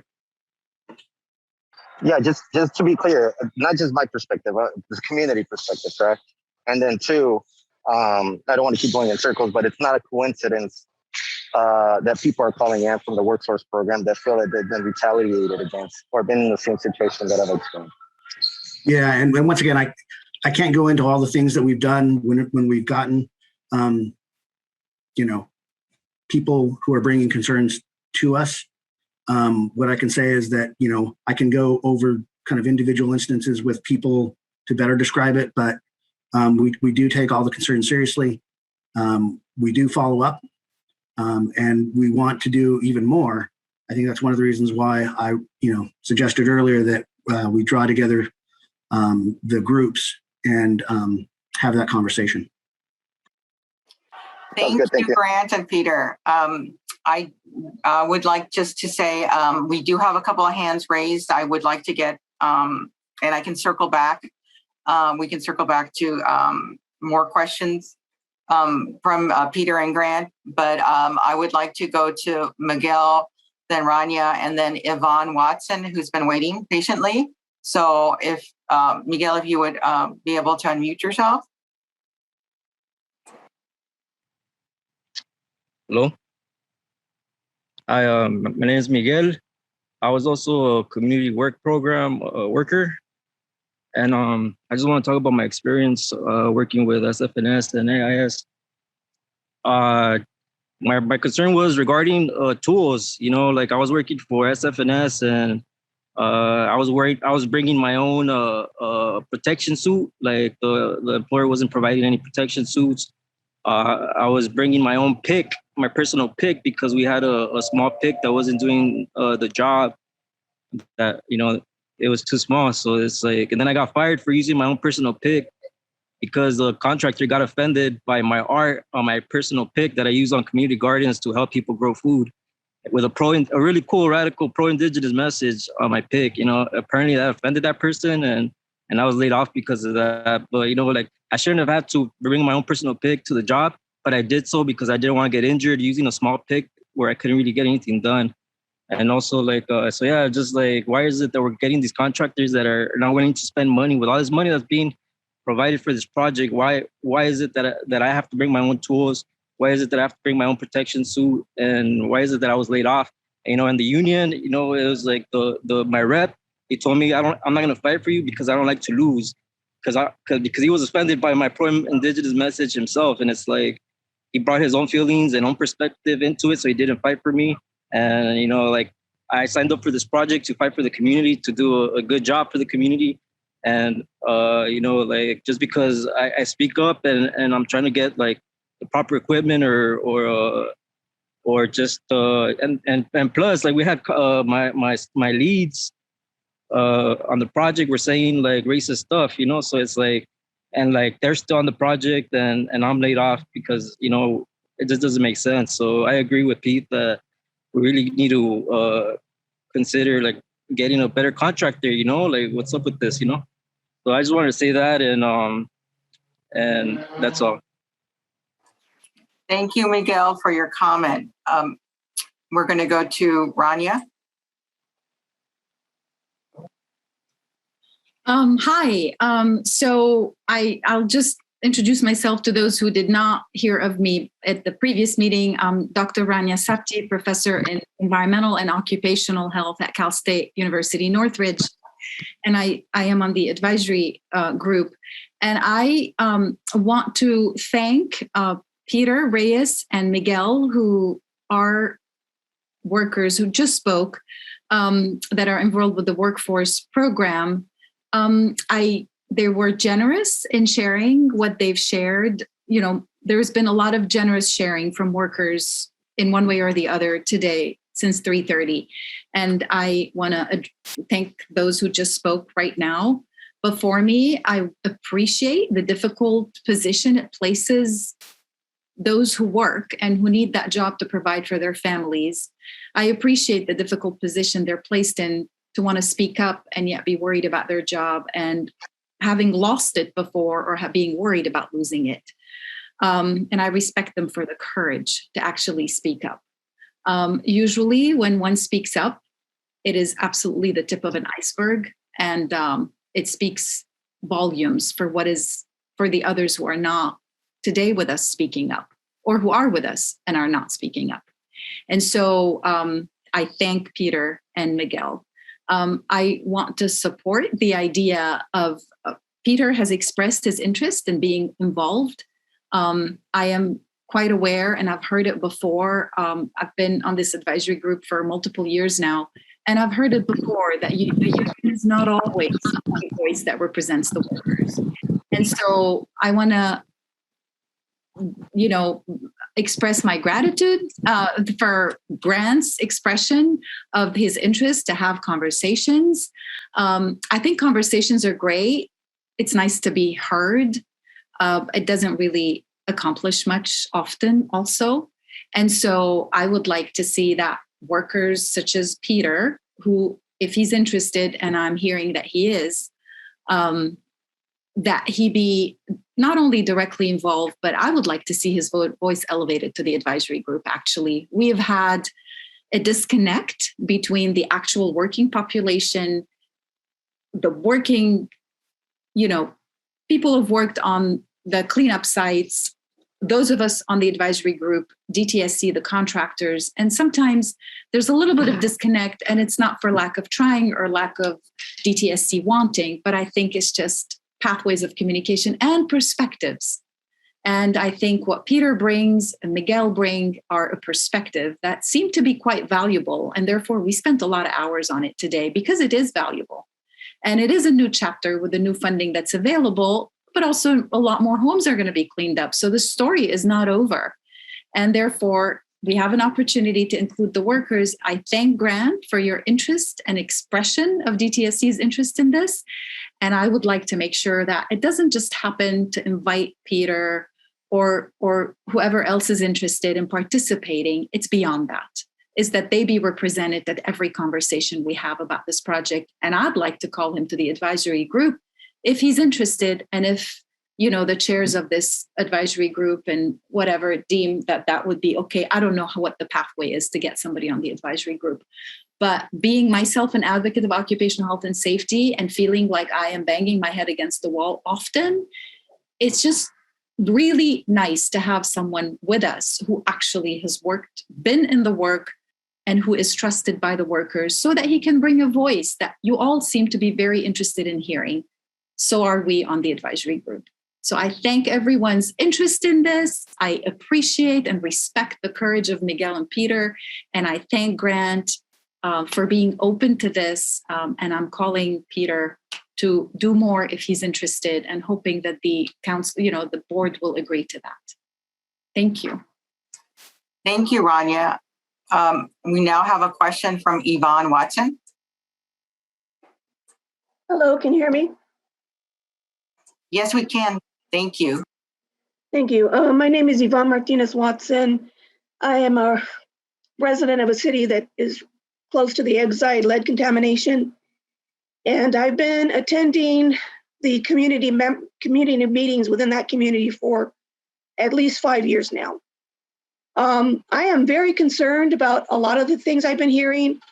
I am a little tired of hearing the almost exact same presentations given over and over and over again. I feel like a lot of time is spent on going over old ground rather than just giving us a quick update on what has been done before. I think it would be helpful just to put out the materials ahead of time that this is what we did last time, and just shorten it to telling us what you have done since that last meeting. The community needs more time to be able to participate in these meetings. And I don't think enough time has ever been allocated for questions and answer sessions. And I do have a couple of questions. My first is, for the last 5 years, I have been asking DTSC representatives for a list of the public and private schools that were tested for lead contamination. And I have yet to receive that list. And I would like that to include the 2 schools that were tested in the city of Montebello Unified School District. And I would like to see the raw data and not just a executive summary of what was found. I'm also very concerned about this new development that National Lead Industries is apparently going after local residents. I'm not clear on exactly what's going on. This is the first time I've heard this. If they're going after local residents and even those whose property hasn't even been touched yet, this is absolutely a disincentive for the local community to get involved in having anything to do with cleanup. This is a bullying tactic. It's meant to intimidate people. And since many of the local community members, a lot of the activists, including a lot of our local assembly people, have worked hard to secure the funding that is now being used by TTSC to do these type of cleanups, we were told continuously by members of the DTSC that we don't secure funds. That's up to you guys. So the community stepped up and they got you the funding you kept asking for. And now it's outrageous to hear that those local communities are being assaulted this way by National Lead Industries, who apparently, I'm trying to get clarification on this. I want to know, did they file a counter lawsuit against the state of California's lawsuit against them? And are they naming individual property owners, including homeowners, as co-defendants? Because it's one thing to say, well, just call our hotline. But as you've heard already, you can't just go to your court appearances and not have legal representation. And lawyers will not represent you unless you give them money up front. And it seems outrageous to me now that once again, the community is being asked to pay, and getting nothing but grief in return. That's all I have to say. Thank you.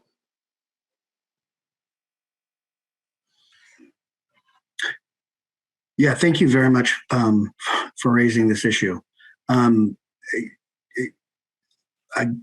again, I completely am in agreement. It is a tactic that polluters use.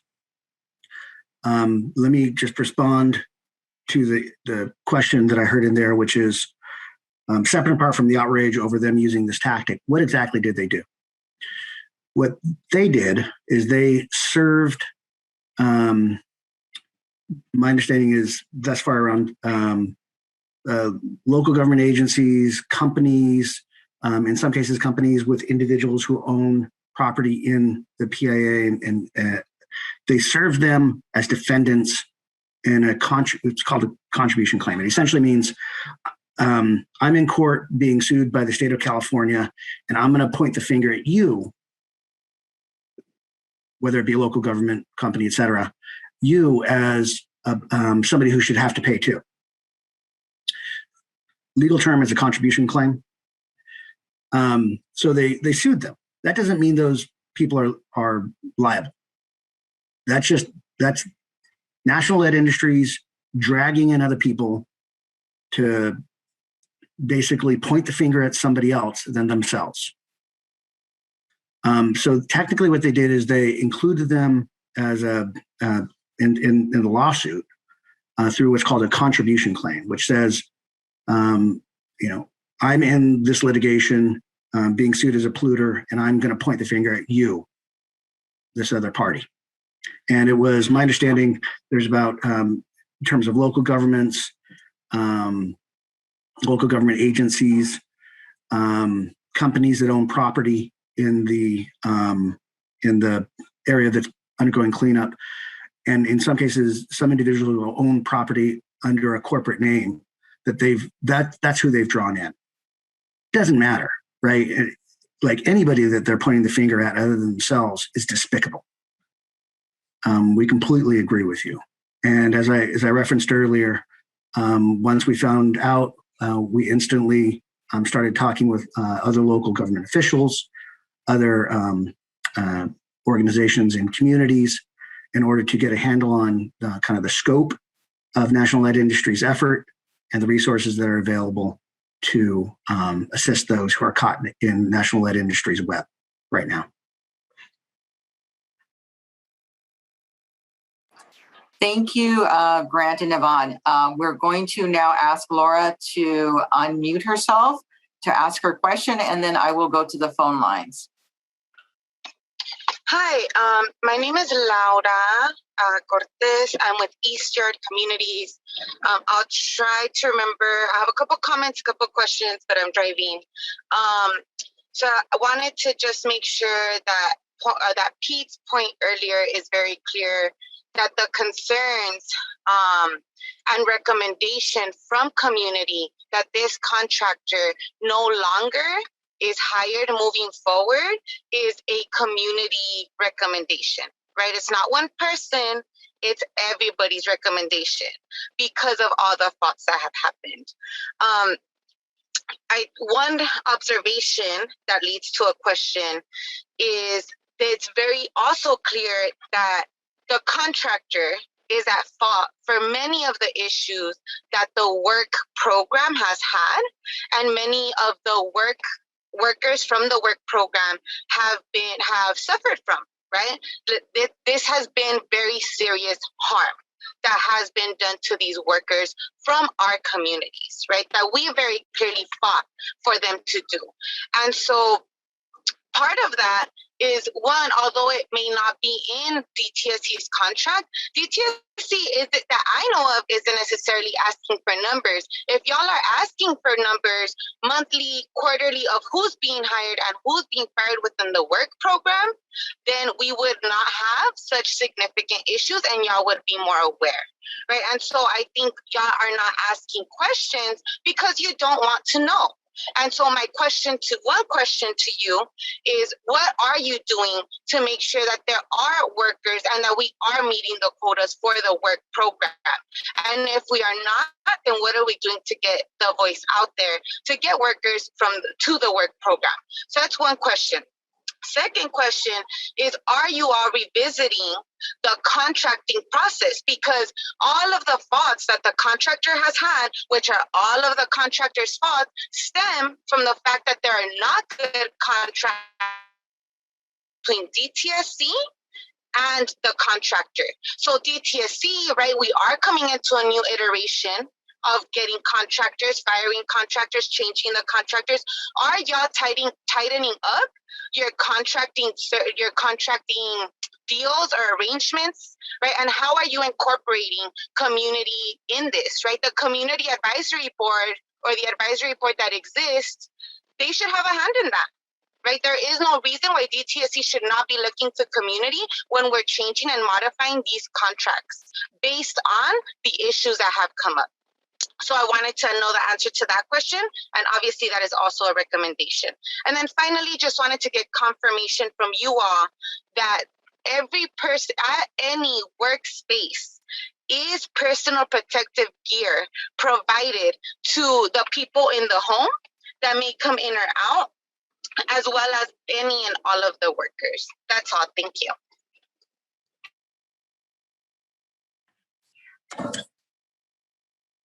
Hey there. I believe the name was Laura.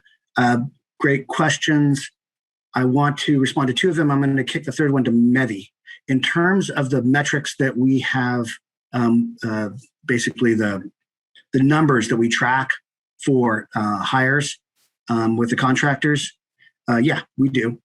In fact, the contractor has been at or above the levels that are set in contract. So they're meeting or exceeding the numbers that are in the contract.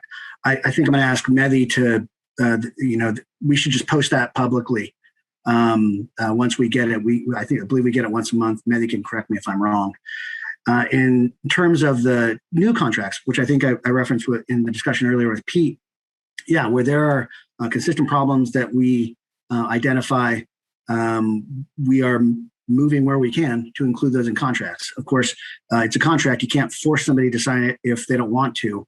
But in instances like give us 2 weeks of notice before you lay somebody off so that we can help to intercede or modify management of the project in some way to make certain that there are properties available. That is a good and needed enhancement in our ability to both work with the work graduates, other union people who are on the project, because they also provide valuable services as well. It's just, we are trying to use the authorities that we have. Part of the conversation that I want to have with Mark and the unions and the contractor is to see what additional measures might be out there that we can come to an agreement on. So totally on board with your thought that, yeah, we should be using the tools that we have to enhance the project over time. In terms of the contractor and tools that are used on site, PPE, the contractor provides all the tools on site. Well, actually, I was going to kick this to Mehdi. Mehdi, if you could jump in and you know all this stuff a lot better than I, if you could answer that last question, that'd be great. Yeah, thank you, Grant. Yes, you're absolutely correct. All the PPE for the workers are being supplied by the contractor. This is a must. This is part of the OSHA regulations, and we have people from DTSC who walk these sites. We have our own representatives that are making sure that people have the proper PPE to conduct the work. As far as the public, that was an interesting question. And just as a kind reminder, at the peak of the COVID, almost every home, almost everyone that was being remediated had a box of masks, and we made those masks available for the people who were living in those homes. So we are trying to accommodate the best we can, not only the workers, but mainly people who are hosting this excavation, which is the owners and or the tenants.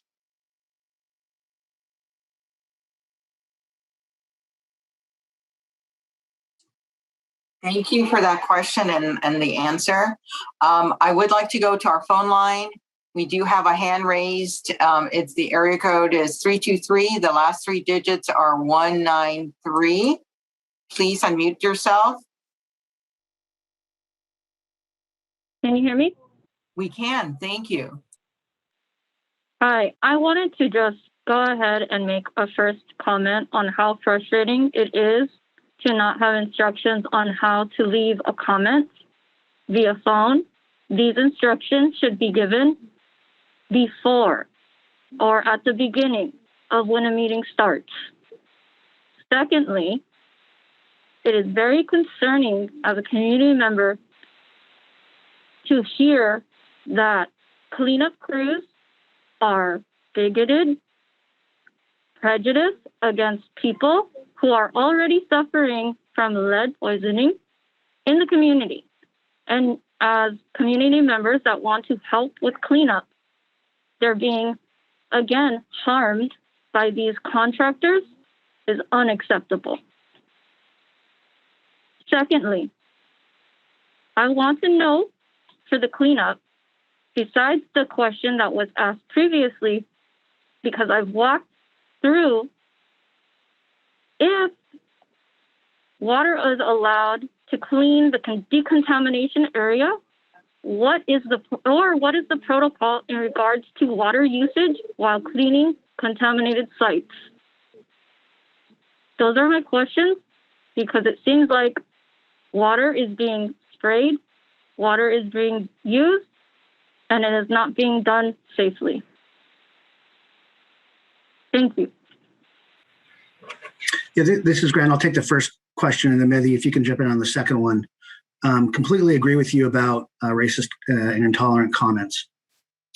When we have heard about these instances, we have acted to talk with the contractor to get them addressed. In terms of some of the comments that I've heard today regarding how people have characterized their own actions, I'm not going to speak to that. They're allowed to describe what they've said if they want to. But in terms of where we come from, 100% agree. And when we have information, we act on it. We don't just sit there and that's intolerable is basically our approach to it.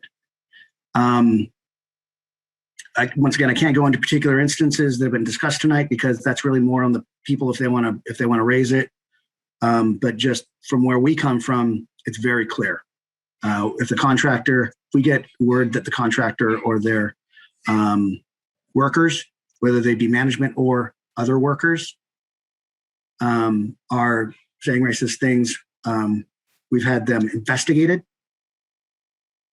We've talked to them directly. We've used the authorities that we have to address the situation.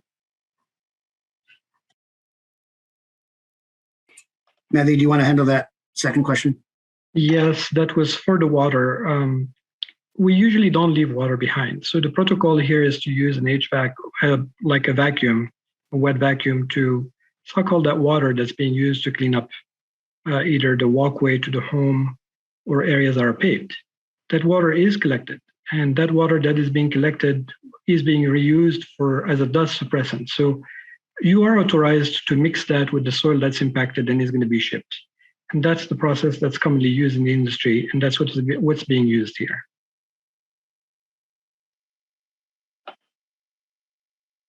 Thank you, everyone, for that question and answer.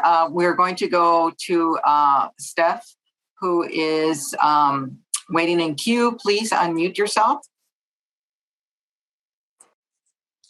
Hello, can you hear me?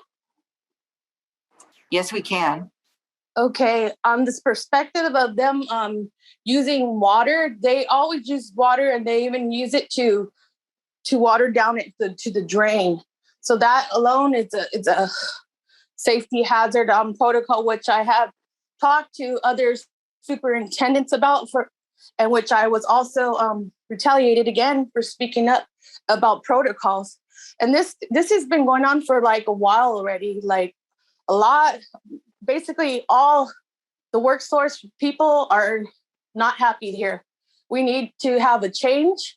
And by the main boss, YL, I was told from him that I should be happy that in my country, that we don't make as much money in my country, which I am a Native American, And I have nothing. I don't know if it was an investigator or what, but I know I talked with the lady named Sarah Boxer.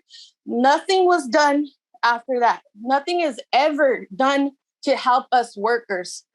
Dealing with all the toxics in the air, and then dealing with the toxic abuse that we are getting from these companies is ridiculous.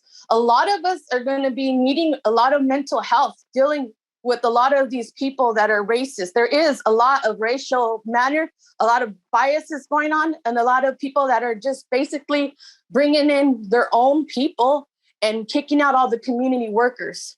In the office, there's no community workers. As a monitor, there's probably like maybe one monitor left, which I was fired on Tuesday. Because why? Because I spoke out again. And nothing is ever getting done. And we report this to DTSC. We report this to everybody. And nothing is ever getting done. And I have, right now, I'm so confused about how the matter is. Everybody else is confused about like nothing. They don't know what's going on. And I don't understand how everybody plays it off like they don't know what's going on.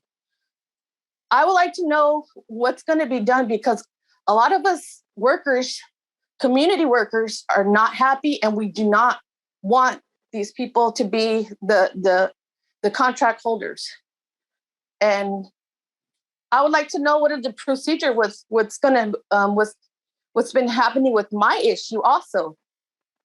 I've been fired, and right now I'm like disarray because of what everything's going on. And I've been retaliated over and over and over again by multiple people, and nothing is getting done. Nothing has ever been done to protect me. And right now I'm at my last, I don't know what to do right now, because it's like, I feel like I tell and I try to do the right thing with doing the right protocols, and nobody has my back. I don't hear nothing from state. The DTSC I reported, but I don't even think they do anything about it, because it's the same procedures every day. It's the same thing happening every day. I report, I tell them nothing. Sometimes it gets done, sometimes it doesn't. But I would like to know what's going to be done, with what's going to happen with the community, because like it feels like you're going to have to possibly, get all the lead back from the drain that they've been watering down. That's a whole nother issue that we're probably going to have. All of my family, my friends, my whole life is in this community. And I don't want to see nobody hurt anymore. We've already been hurt for so long. That's all I have to say. All of us community workers are not happy with this company, and we just need to find maybe a better voice or a better leader, because dealing with the main boss of NEC, I have developed some type of mental health problems because of what was said to me by him. And I feel like as an Indigenous woman that this man does not deserve the contract that is bestowed to him. And that's all I have to say about that.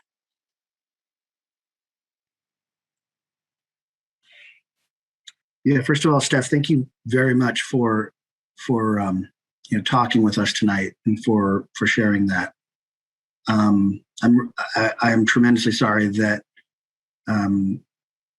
your experiences on the job have resulted in this level of stress. I do want to say right off the bat that if you are feeling stress, mental, physical, etc., there are resources out there that people can help, and that's an important and completely normal process. I would encourage you to reach out to the union, who can provide resources. There are often community resources as well. Secondly, with respect to any type of discriminatory conduct or any type of pressure that you feel you've been put under, there are existing, and I'm just mentioning this because I didn't hear you. You may have already done this, and if so, this is exactly the right thing to do. Obviously, telling your union, and there's a process of actually filing complaints against your employer. Okay, and the thing about the union, the union, when I signed up with NEC, they had me sign a paper with the notary taking me off of the union because they didn't want to pay my union dues. And I don't know if that's acceptable or what, but I was just trying to keep a job because I felt like, I was losing my job. Because I lost my labor job because one of the AIS guys retaliated against me because one of the community members that we were doing their house reported to me that after hours they were drinking on the site. And after that, the next day, I guess, because I reported it to the foreman, and then the foreman told the guy, I guess him and the guy were friends. And after that, I ended up hurting my back because they overfilled my my wheelbarrow. And now I have weird back spasms, and I never had ever. And I'm not a part of the union because they took me off. So I don't know what else possibly do.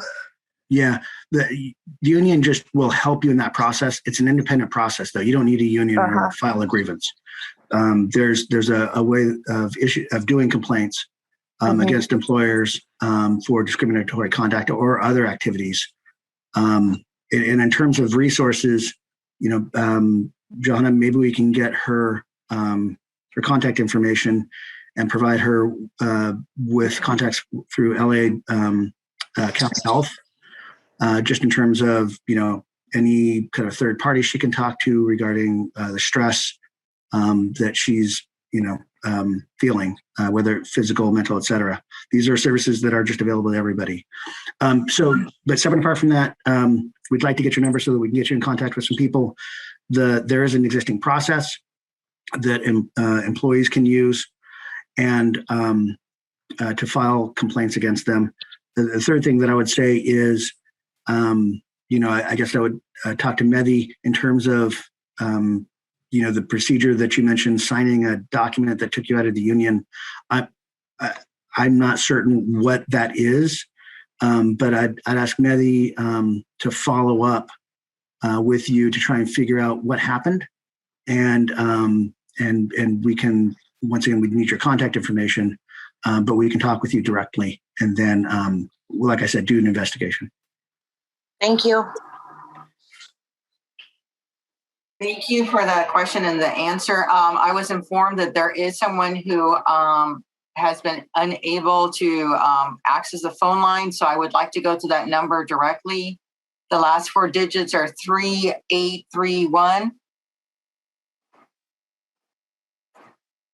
Is 3831 still? R6, unmute your call. All right. We do have one other person who would like to ask a question, and that is, Steph, do you still have your hand raised, or? No, that would be it. Thank you so much. And I appreciate you guys fighting for us and getting us this opportunity. And I would just really appreciate if you guys would follow up on all the questions that have been asked you guys. And if you guys could please let us community workers know what's going on every step of the way, because we are right here putting our lives into this project. We want to clean up our community.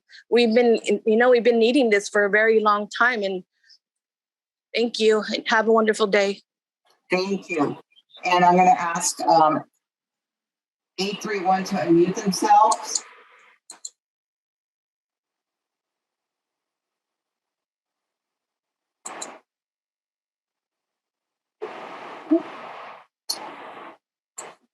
All right.